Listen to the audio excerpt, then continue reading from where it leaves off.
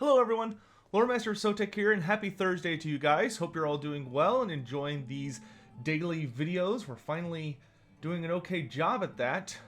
It's going to be interesting to see. There's some other stuff I've been working on to hopefully keep this kind of format going, where I'm able to just sort of give information and answer questions, because that seems to work well around here, of just, I don't know, giving y'all stuff that you really enjoy, at least as, you know, for the foreseeable future.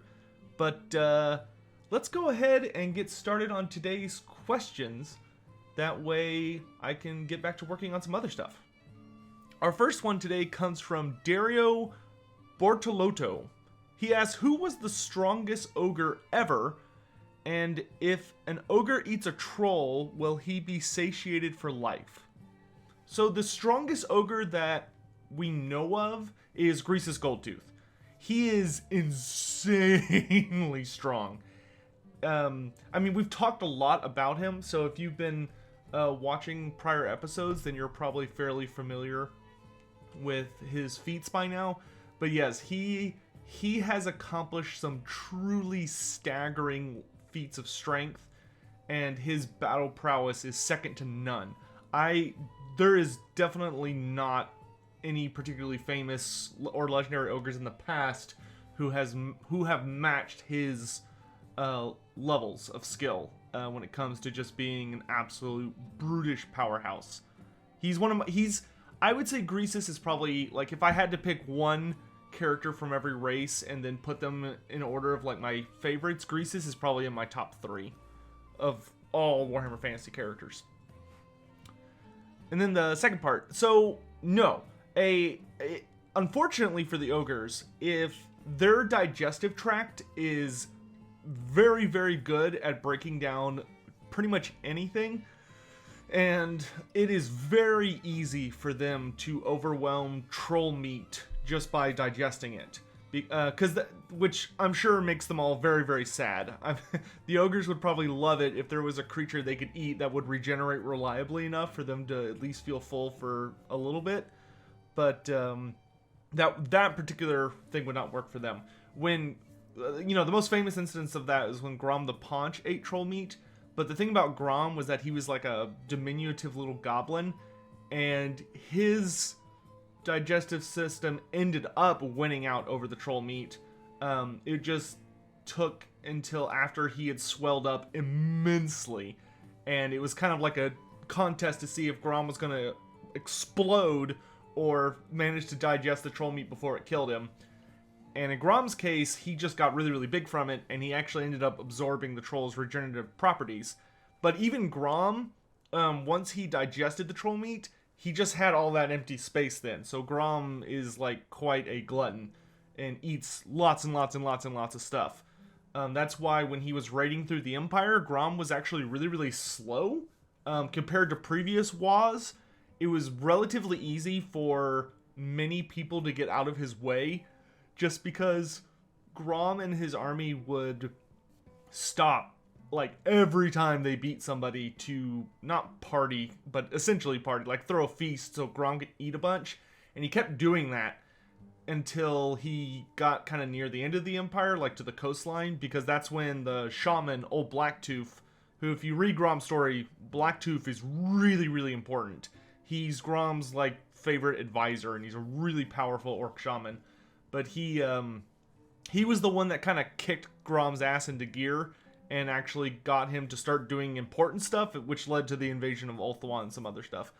But yeah, unfortunately, troll meat is not it's not a cheat code for ogres. Their stomachs are too aggressive for that. Next up, from Zach Waite. Two questions. First one is, what is the ecology of the mountains of Mourn? Like, what's the climate? What kind of creatures live there? What are the top predators of the region? Are there any other sentient races that inhabit them? And how do they impact the ecosystem? And then the second part will come too, because that's going to take a minute to answer. Oh boy, so the mountains of Mourn are... So, first of all, there's the Ogre Kingdoms, which the Ogre Kingdoms actually is a little bigger than just the Mountains of Mourn, because you have the mountains, you have like the Chaos Wastes here in the north, then you've got the Mountains of Mourn, and then at the very bottom is a set of lowlands that lead to the coast, and virtually all of that belongs to the Ogre Kingdoms. Actually, I would say all of it, except for maybe just the strict coastline belongs to the Ogre Kingdoms.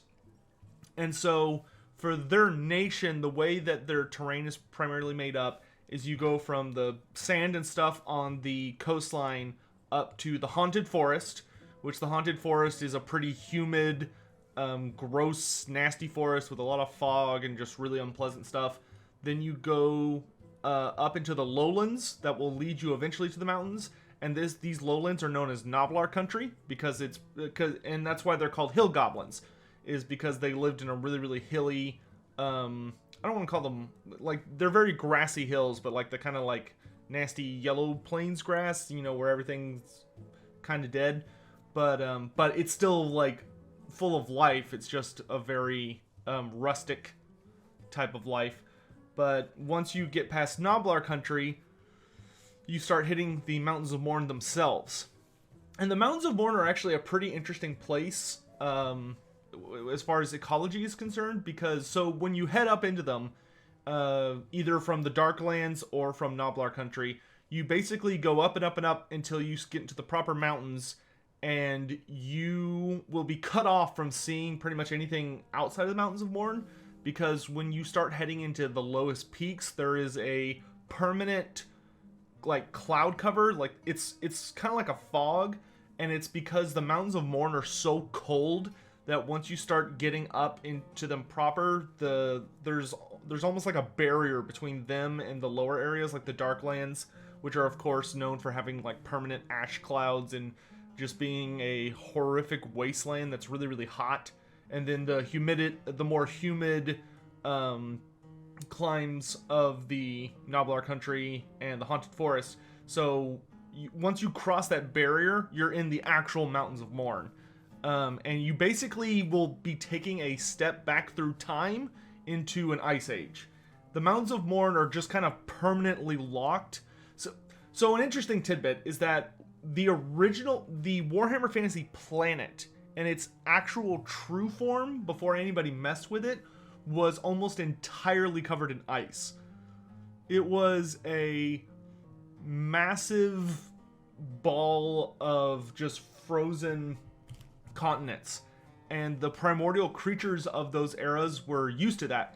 It was the Slann and the Old Ones who actually took the planet and moved it so that its rotation around the sun was closer to the sun, thereby heating up the planet.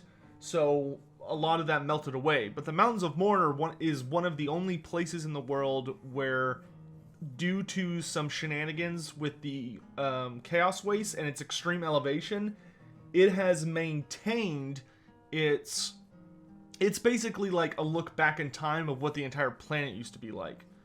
So it's permanently covered in ice and snow. It's very, very hostile. The only vegetation that grows in the Mountains of Mourn are these really nasty trees known as Mourn woods or Mourn pines. They're one of the two, but they're like a pine type tree. I think they're called Mourn woods though. But they're described as looking like pine trees from our world, except for they have this really eerie habit of the bark and of the body of the tree likes to shape so that it looks like it has screaming faces in it, like people faces or ogre faces. And it is a very, very hardy tree that you can find surprisingly high up in the mountains because it seems supernaturally resistant to the cold. And likely, since it has faces in it, there are probably trees that have been mutated by chaos, which has allowed them to thrive and survive in that environment. But despite that, there's nothing inherently evil about them, and they're actually the trees make up a very important part of ogre culture, because that's how the ogres build all of their clubs and all of the rickety machines they use to carry around, like their iron blasters or the scrap launchers or all that stuff. And it's Mournwood is really, really famous for being like one of the hardiest types of lumber in the world. Like it is tough stuff. That being said, basically when you head, the further up you go, the Mountains of Mourn kind of have like a survivable level, and then there's stuff below and above that. Most of the ogres live at the lowest level of the Mountains of Mourn, so when you enter the mountains proper, you're gonna run into some really hostile blizzards and peaks and avalanches and all sorts of nasty stuff. But once you start traveling into the Mountains of Mourn, you'll start finding valleys. And these valleys are where the ogre tribes live, most of them. Because ogres, the way they determine like their territory, a tribe, is that in their culture, an ogre tyrant claims control of everything he can see from where he's standing in a certain place. So basically, the way ogres tend to handle border disputes is they literally will live in a valley, and the ogre will just look around, and everything that he can see that's enclosed in that circle of, or whatever the shape is, everything enclosed in that set of the mountains is his. And that just works really well for ogres because that's a really easy way for them to handle that. Of course, they do have disputes if there's like a river or a connection between two valleys and they can see each other, that immediately erupts into like a war. But ogres are very simple on that. But that's where you're going to find most of the ogres because those areas are survivable. And they're not full of horrifying monsters, and they're a lot better designed to deal with the environment because they're spared the worst of the blizzards and like the crazy snowstorms that are constantly ravaging the peaks. But so what the ogres do is they live down in these valleys, and then when it's time for them to hunt, they'll go up into actual peaks themselves to hunt the big nasties and kill them and bring them down so they have a lot of meat to work with.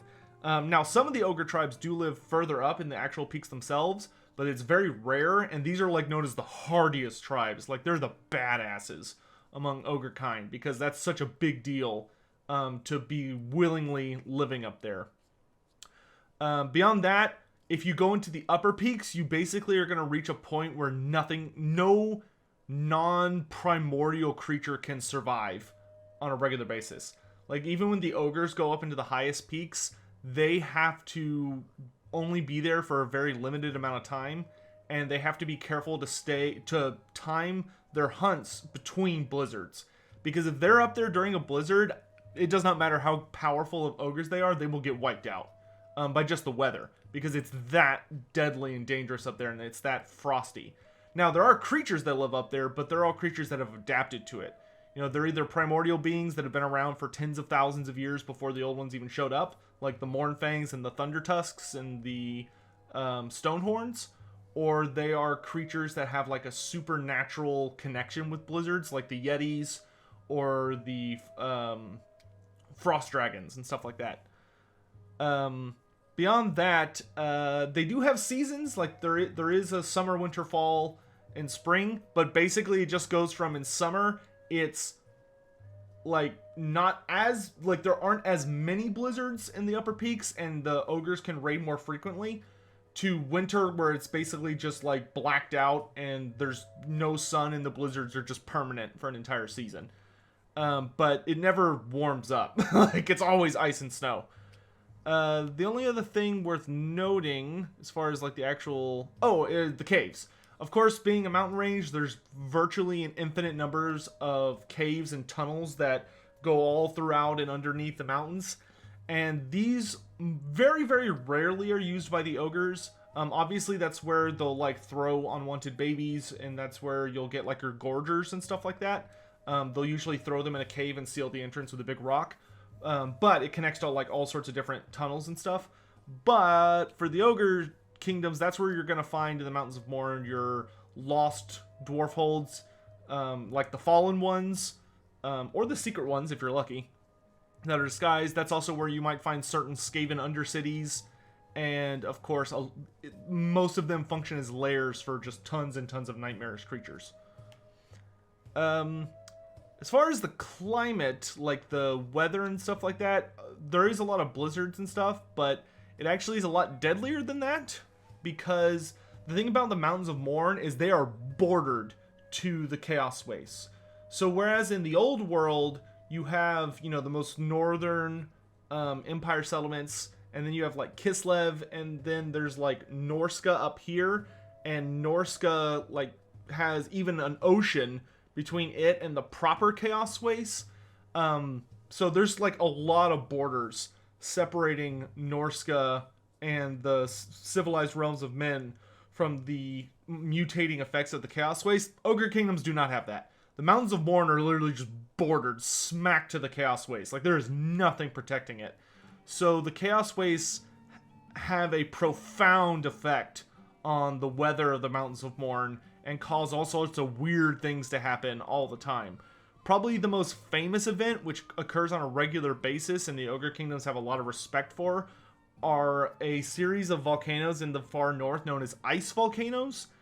And these are literally volcanoes that, when they're not dormant, but when they're, because they're all active, but when they're like not erupting, they have constant like streams of liquid ice and like all this really nasty stuff coming out of them. But sometimes they erupt.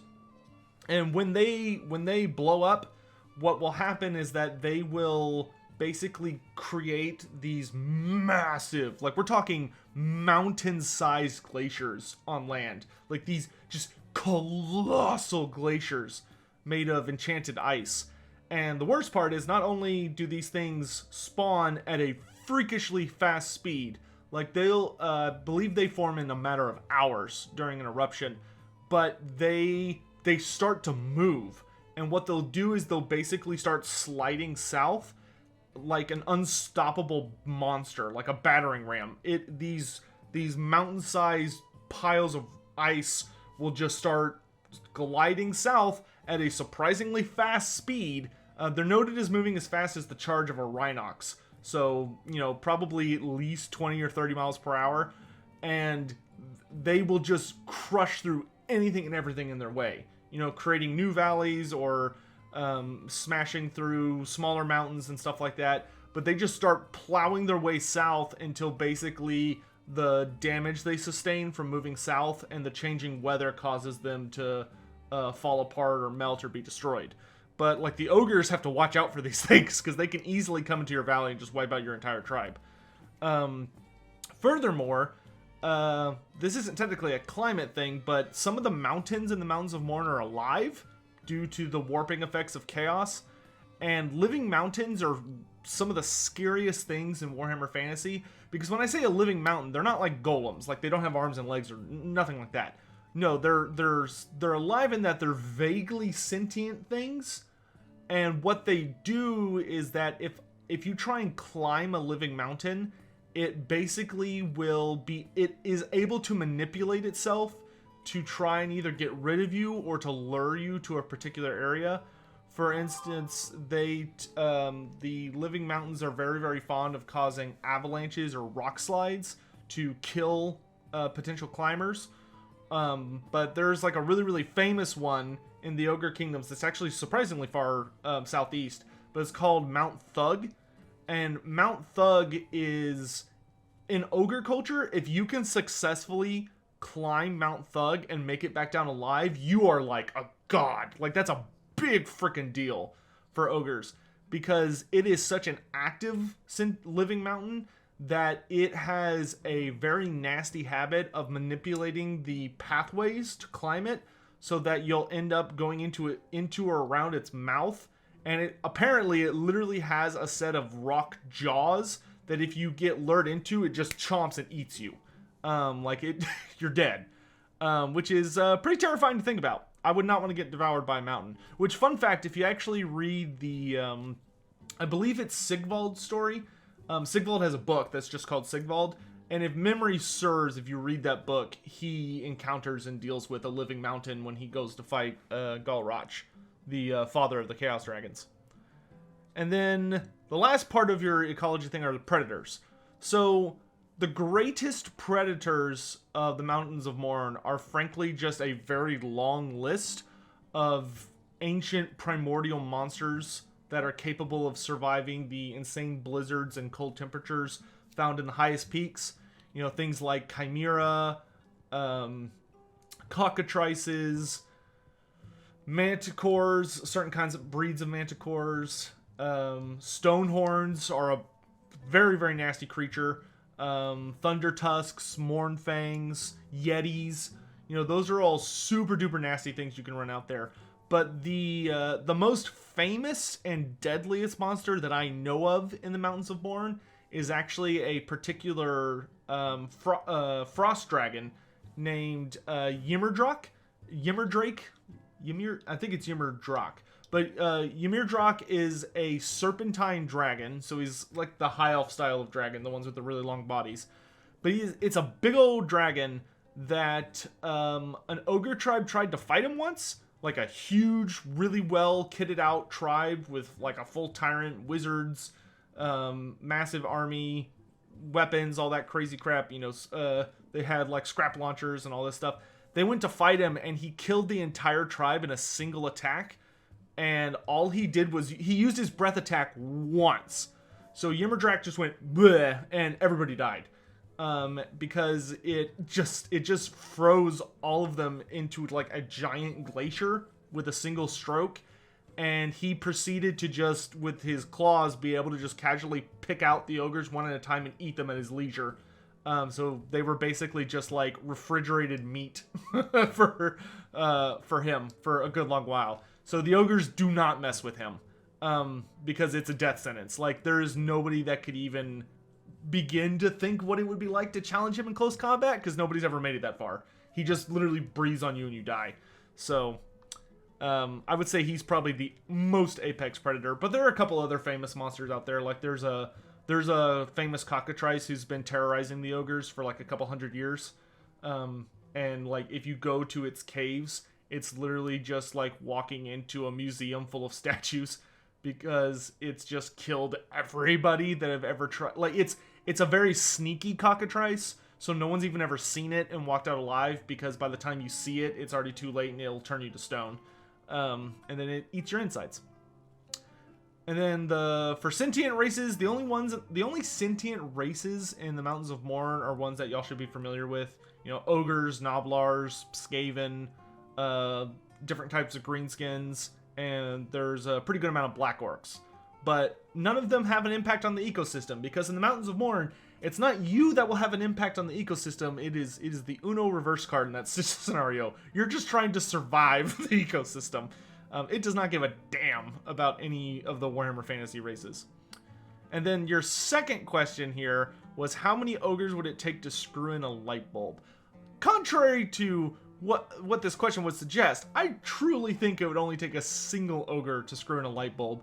You would just want to make sure that they were as tough of light bulbs as you could get, and that you probably want a good amount of them, because the ogre would probably need to just be really... You would have to measure his strength when trying to screw it in without crushing it. But ogres aren't morons. You know, they can perform tasks that are surprisingly... I don't want to say difficult, but require some dexterity, like, you know, loading siege weapons and stuff like that. So they're capable of it. They just tend to prefer more brutish methods. But as long as you paid them, they'll get it done, man. Next up, Fritz Krieg. Have the Ogre Kingdoms ever fought against the New World races like the Lizardmen, Dark Elves, and High Elves? Yes, frequently, many, many times. The ogres have literally battled every single Warhammer Fantasy race on the planet at some point. They wander way too much not to have fought everybody. But even in the Ogre Kingdoms, they've fought those three pretty close to their home, because the Dark Elves are actually pretty famous for raiding along all the coastlines on the planet. And of course, there's a coastline right there at the bottom of the Mountains of Mourn that the Dark Elves have been known to raid. They try and attack people using the Spice Road, there are 3 roads that go through the the Mountains of Mourn. You have there's the most northern road that leads to the Great Maw, which basically nobody takes but the ogres. There's a middle route that goes through the Darklands, and it basically will lead you to Cathay, known as the Ivory Road, that also leads through or it would be the equivalent of the Silk Road for us, but it leads you through like this really, really famous bone graveyard, which is why it's called the Ivory Road. And then the most southern one, which goes basically along the coastline and goes to the nations of End, or the Kingdoms of End, which is India essentially, is known as the Spice Road. And that one gets raided by a lot of Dark Elves. So the ogres have fought with them many, many times. As for high elves, if you actually go to the coast and just go straight south, the first set of islands right off the coastline are where you'll actually find lizardmen. They're known as the Dragon Isles. Granted, these lizardmen are not your regular ones. They're a degenerated berserk version of lizardmen, because all of the Slan and the Dragon Isles died out a long time ago. And without the guidance of the Slan, the Skink, Saurus, and Crocscores there just kind of degenerated into more animalistic primordial forms. So they're not like the clever weapon-wielding ones. They're more like just wild animals at this point. But they're still lizardmen, and the ogres have certainly fought them a fair amount. And if you were to go further south, across the ocean, you will eventually run into a set of islands that have the Tower of the Sun and the Tower of Stars, which are high elf outposts that they use to try and control the entirety of the Great Ocean. And ogres have little issue with taking to the sea to go fight people. There's actually a rather humorous story on the Butcher's page in the army book that has to do with it's on the page for Scrag the Slaughterer, which Scrag the Slaughterer is like, if Grease's Goldtooth is the most important combat character for the ogres, Scrag the Slaughterer is the most important magic character. He's like the most powerful Slaughtermaster, but he's this really, really scary dude. He's a big Slaughtermaster, so he's like this massively fat ogre, but when he was younger, both of his hands got eaten off by a tyrant, and he was left to die, but he ended up surviving and basically becoming the new prophet of the Great Maw. And so instead of hands, he just has his stumps, but he's had like all of his cooking implements strapped onto the stumps of his hands. So he's like got a bunch of knives and stuff. And then he has this huge cauldron, his big old cooking pot, which is massive, behind him, and it's chained to his body. So he just like Hulk moves around, dragging this giant pot behind him the entire time. And when he goes onto the battlefield, he literally like will charge into combat and just start chopping you up as he's fighting you, and like throwing bits of you, or if you're very unlucky, all of you, into the pot behind him as he's fighting, to generate power of the Great Maw. And he's terrifying, but one of his stories is about him fighting high elves, which it's not clear where the battle takes place, but it's either probably near one of these towers, or it's just the ogres encountering a high elf deployment that is battling them for some reason. But the high elves get massacred. Like they had high elf stew that day, and a lot of it. But even like the original the OG lizardmen have fought ogres. There have been many ogre tribes that have attacked the Southlands, and no shortage of man-eaters, and even full tribes have attacked Lustria because they've heard legends of like the big scary monsters and the absurd amounts of gold and all that stuff, and that's literally all ogres care about. So they attack those places fairly frequently. Kevin Ishtok. Do ogre mercenaries take gnoblars with them into civilized lands? Yeah, absolutely. Many do. Ogres, ogres, in fun fact, tend to have a favorite gnoblar that hangs out with them a fair bit. And that gnoblar usually operates as like their personal servant, or in the best case scenario, it's their lookout, which a lookout gnoblar is a really famous upgrade in ogre kind, because basically what they'll do is it'll be a gnoblar that is slightly trained, and what they'll do is the gnoblar will hang out on the ogre's shoulders, and he basically looks around for like ranged attacks that are coming at the ogre, and shouts at him like, something's coming, or like a cannonball or something. That way the ogre knows where the attack's coming from and can dodge it. Because although ogres are capable of tanking cannonballs, they prefer not to. So lookout gnoblars are very popular among ogres for ones that get a gnoblar they feel they can trust. But yeah, it's not unusual at all to see gnoblars hanging out with ogre mercenaries that are wandering around. Especially when it's a large group. Like Golgfag's Man-Eaters, which is the name of his contingent, there is a very sizable amount of ogres. Like, it's a full-on ogre army. But they take a ton of gnoblars with them, because the gnoblars just do what they do for regular ogres. You know, they're the cooks, They're the camp followers. They take care of all the crap the ogres don't want to do themselves. And Golgfag is very, very fond of taking gnoblars with him wherever he goes.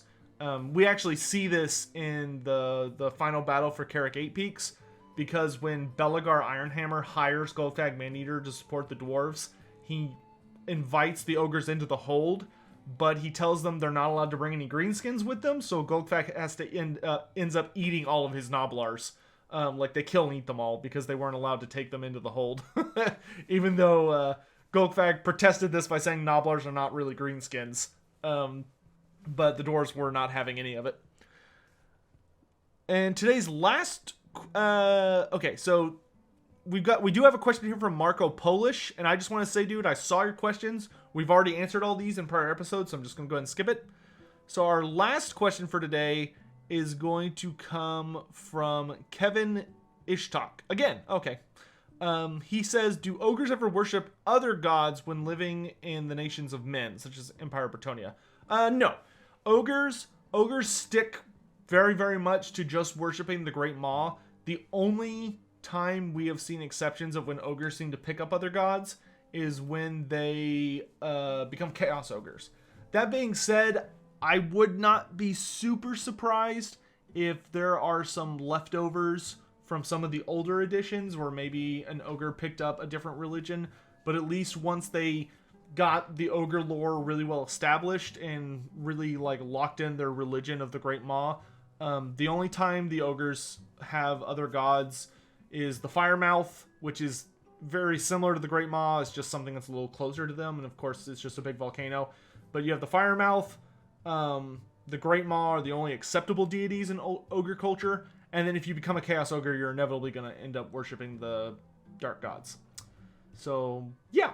Hopefully that'll help out with that.